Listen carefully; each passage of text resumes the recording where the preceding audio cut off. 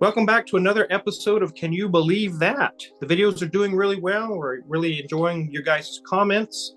But today's episode is about the Christmas holiday. And by the way, guys, Merry Christmas. And Merry Christmas. we got the whole Santa Claus thing going on, Tommy. Yeah, I don't know. In the comments section, tell us who makes a better Santa. Yeah, I still got some more graying to go yet, but I'm definitely far ahead of you on that, but ho, ho, ho, Merry Christmas. Have you been a good little wizard? I've tried to be. Yeah, we're going to talk about him today. But definitely, we're going to talk about the origins of Christmas.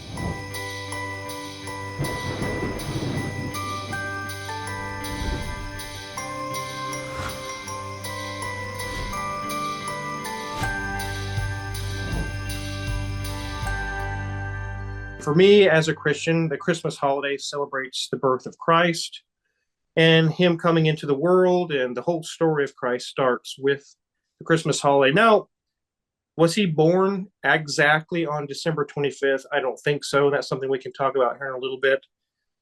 But that's kind of what the Christmas holiday is to me. What is it to you, Tommy? Just to give everybody a little background story, I was raised Catholic for a very long time. I only migrated out of Catholicism in my later teens. So now I do look at it more of like a solstice. It's a changing of the seasons, a changing of how the planet works and how we work within those parameters. I'm not celebrating it as a pagan holiday, but I definitely give respect to the pagan roots as well as to the lovely Christmas tradition. Really, Christmas is just kind of a conglomeration of a lot of things. I know growing up in a Christian home, we still didn't leave out Santa Claus. Me and my brother always believed that he was real, at least while we were small. So there's the whole Christian side of it, and it's kind of a Christian holiday, Christmas. It's kind of what it comes from. And there's a whole different kind of a pagan version of it. And then some people kind of mix it all together as both. It's kind of interesting. It's interesting because like America really was the driving force behind the commercialized version of what Christmas is today. Right. Including like the Santa Claus we all know and love, who's on every single Coca-Cola can all winter long. But I think it's really interesting that it came from the pagan, again, solstice, and the celebrations that would happen around the solstice. And as Christianity was on the rise, it was a way for them to say, look, we're going to celebrate too, but we're going to celebrate our thing, and still kept everybody active in the community and celebrating together in a sense, with a couple hiccups when the Puritanicals kind of came in and some of their beliefs, they were like, oh no, nobody celebrates anything. But, it did seem like people just wanted Christmas celebrations. So eventually that won out. And here we are today, scrambling to buy gifts for our wives on Christmas Eve.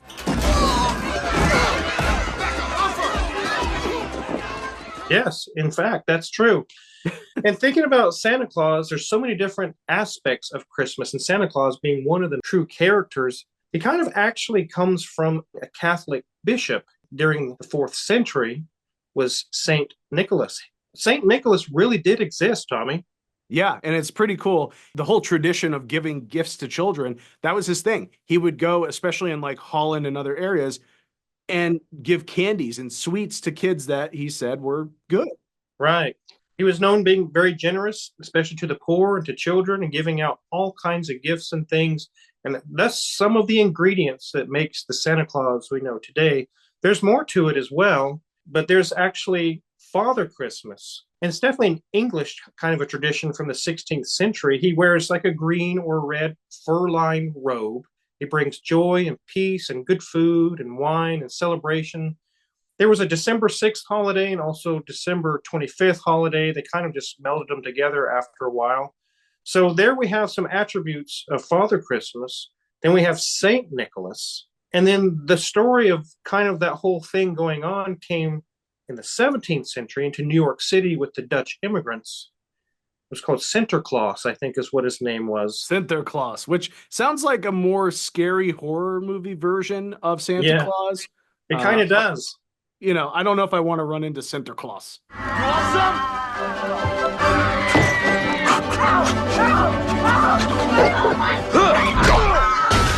But I definitely know, there's some Christian roots to it. There's also a lot of pagan roots with the Christmas tree, which is not Christian at all. No. Completely pagan.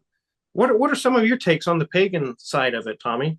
Christianity and paganism and some of these other older religions have a very interesting way of meshing their dynamics so that everybody could feel like they're celebrating the same kind of thing, right? Like give Right. everyone the right to celebrate, and appropriate a couple things here and there. So you've got the Yule log, which in like the Germanic traditions, it was they'd go out, find the biggest piece of wood they can, bring it back, and everybody would celebrate around this burning log as a means of like staying warm in the winter and just like having a big old party, basically. Hmm. And then there was the tree, which again, Germanic Norse tradition with the tree, and they would put it in the house because it was a way to signify this life that existed in the time of death, essentially. Because winter, very brutal, especially for folks that live in these colder climates. You understand how deadly it actually gets to be outside. These people really celebrated these trees that could survive that. They were hardy, and they would sometimes decorate them. Now, when the Christians decided that they thought, hey, Christmas trees are kind of cool, one of the early traditions they did was they hung apples on it, and the apples signified the Garden of Eden.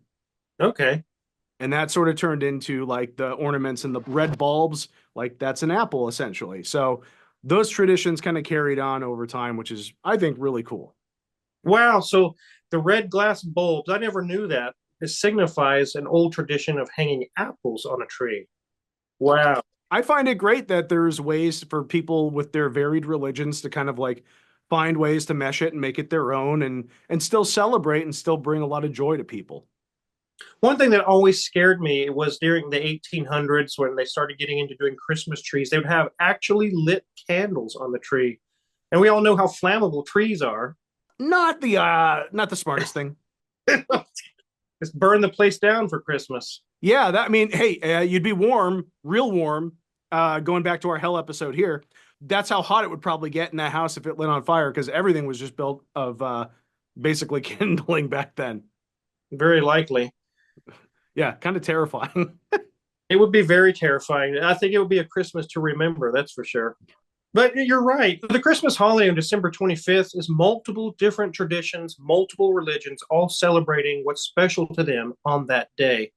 It's kind of like several things thrown together on a somewhat Christian holiday on the birth of Christ. And then Jesus probably wasn't even born on that day. What month were you born in, Tommy? I was born September.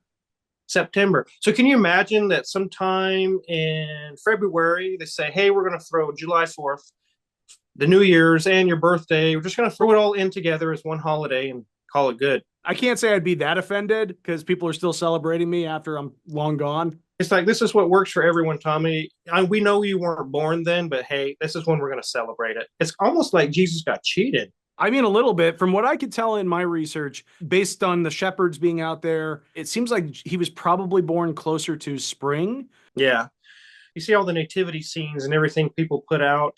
It's a remembrance of that day, but no one really knows the exact day that he was born. So that's kind of that side of things. But there's also a whole lot of other myths and stories. What do you have any more? Oh, yeah, I've got plenty. So, for my Christian friends, you may want to turn down the volume at this point. I may hurt your feelings, and I'm sorry. One of the earliest myths that people not of the Christian faith believe inspired Christianity was Mithra, the child sun god, supposedly born on the solstice, December 25th, and again was a child god. So there is a very Christ-like myth prior to the rise of Christianity at the time. That's one connection. The one that most people, I think, have grabbed onto as of late, and it's not even that ancient, but it's kind of funny, is this idea of a thing called Krampus. Yes, I've heard of this. And I'm sure you've all heard of Krampus. Mm-hmm. Krampus, very demonic, goat-like looking thing. Kind of reminds us of our Satan episode, honestly, in some ways. Yeah. And Krampus was this horned, freaky creature with a long tongue that would carry a basket on its back and a switch in its hand. And a switch is, for those of you who are raised with parents that would say, pick your switch, you know exactly what I'm talking about. For those of you who did not get beat by your parents, probably better you don't know. But this switch of birchwood was meant to signify Krampus's running through town, beating children that have been bad and taking the really bad ones away to eat them or to feed to demons or to bring to hell directly. So, pretty dark myth. And it was, I believe, mostly along the mountainous towns in Austria and Germany, if I'm remembering correctly. But that's the Krampus myth. And like they still have celebrations of Krampus to this day in Yeah. some towns across the world, which is, even though I'm not a Christian per se, I do think it's weird that like you celebrate this monster that takes children. Like that's a little outside of my wheelhouse. It sounds like a terrible Christmas. If I was a child and I knew Krampus was coming around with a switch, I'd be like, can we just skip Christmas? Yeah, I'll take the coal. Does he do anything good other than try to beat children? Nope, that's it. Nope. He's just there to beat children and take them away, Wow. and that's it. So, I mean, it was a way, I think, for parents of the time in these long, dark winter months that these children, who would probably get stir crazy, well, you better behave or Krampus is coming for you. Hmm. So, I think it was a control method, much like a lot of families in Louisiana that I talked to. They have the legend of the Rougarou or Loup Guru. Yeah. And that is one of those things where it's like always well, don't be out too late or the Rougarou will get you. And, I think there's some of it is just a way to keep the kids from being naughty. But at the same time, kids are kids. They have energy. They're going to want to do stuff. That's kind of why I don't have any because I'm way too old and tired for that. My kids have all grown up and I don't think I could handle anymore at this point. No more little wizards running around.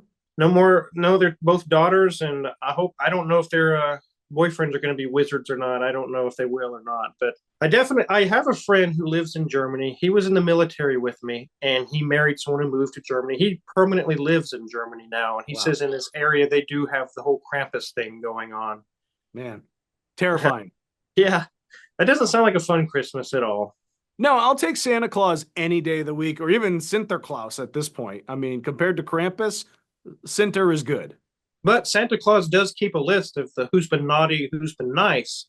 That same thing you're talking about with children. Obviously, Santa's not going to beat you with a switch, We hope but not. I hope not. It's very possible that the toy that you've been dreaming about all year long, you may not get it because you're on the naughty list. So there is some of the same thing going on there. Yeah, and it's fun. And the gift giving thing is another one of those traditions that kind of stemmed from like I believe the Victorian era, and same with mistletoe.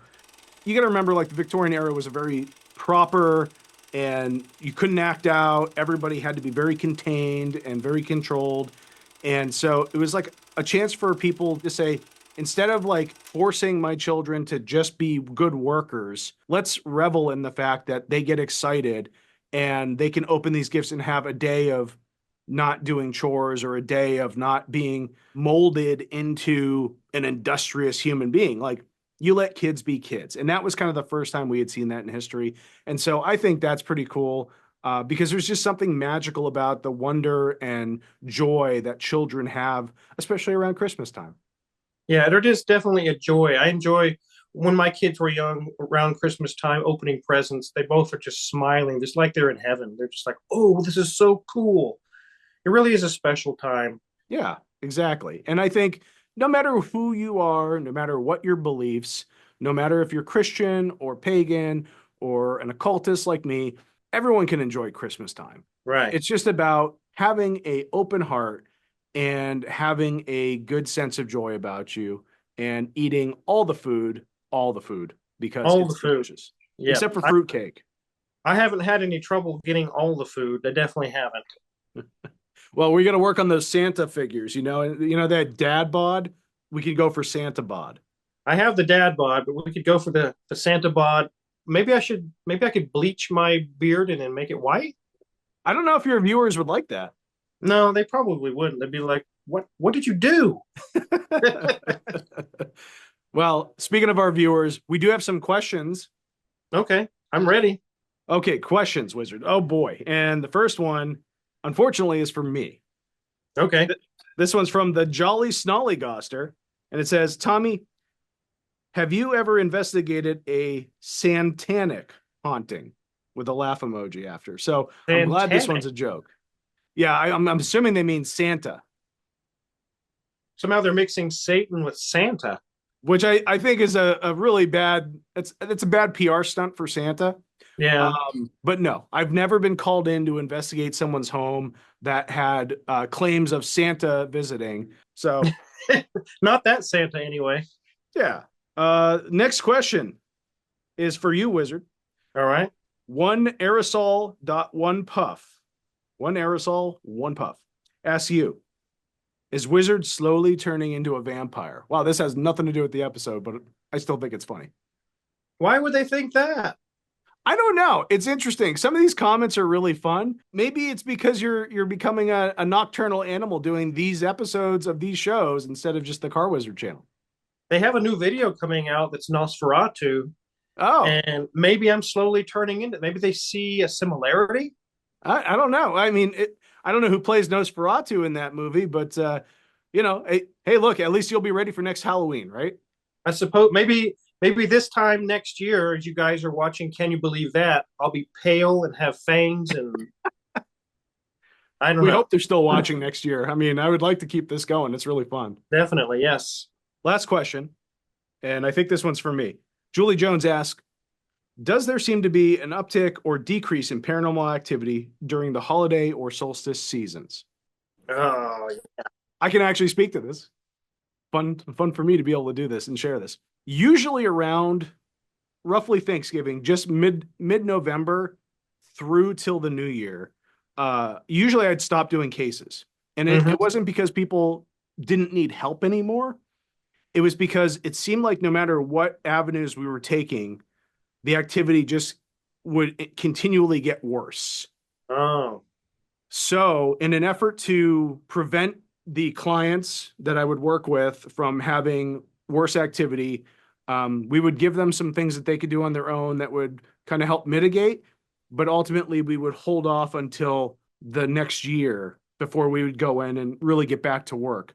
And that, I think, has something to do with the fact that in the winter months, you have a lower vitamin D count in your body because obviously you're not getting as much sun in most areas, obviously not Southern California, but if you live in the northern states or in areas where, seasonal depression is a real thing and some other factors with people's health that I think just makes them more susceptible. So we try to put people on little regimes that can keep them sustained through that time, and then we would go back. But whether there's an uptick in activity or not, I don't want to say that there's more activity, but activity definitely gets more powerful during that time. So it's best to not do anything that will make things worse for your clients. I've definitely heard stories from friends and family during the holidays, loved ones that have passed and years past they've passed away, that they have experiences during those holidays. One family member mentioned that they had a person who had passed in their family that smoked cigars, and on Christmas nights they would smell the cigar smoke again. But there's no one smoking in there. It just there's a lot of stories about things like that. Yeah, and it's those little signs that come up. It's like we talked about this in our ghost episode. Is it because it's a residual haunting? Because that time of year was a time of year where they would all gather and there'd be a lot of energy and they would smoke their cigar? Is it that they're coming back to let their loved one know that, hey, I'm still around you, even though I've been gone? Like there's all these factors, and that's what makes the paranormal and the unknown so much fun, right? Is there's just all these possibilities. And even if I tell you my answer, it doesn't mean that that's your answer. And there's no way to prove one another wrong. Right. Although people will say that in the comments that I'm wrong, but you're entitled to. You're entitled to believe what you want, and that's cool. That's definitely what's cool. That's really why we kind of did this episode, is that we could come together. We have totally different ideas of what Christmas should be. All you guys watching have different ideas of what Christmas should be, but we're not trying to tell each other how we should celebrate our own holidays. And just like we just mentioned, there can be some freaky stuff happening on Christmas Day. And we really enjoy doing these videos. Hope you guys are following along, and we got many, many more topics to go.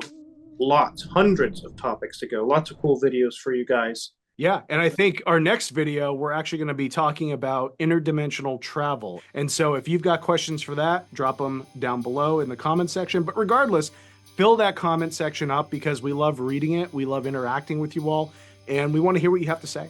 So with that being said, guys, Merry Christmas, Happy New Year. We hope you enjoy the holidays. Have some really great times with your family. Make some memories. And if you have some deceased family members that are hanging around, don't get scared. Invite them in. Say, hey, come have some turkey. Well, maybe not do any invitations because you never know what you're dealing with. Oh, that's true. Okay, never mind, guys. Don't do that. Thank you, everybody. And again, please keep watching, keep subscribing, keep sharing these with your friends and family. And we are so blessed to know all of you and that you allow us to do this. See you guys next time. Interdimensional travel. Hit the subscribe button.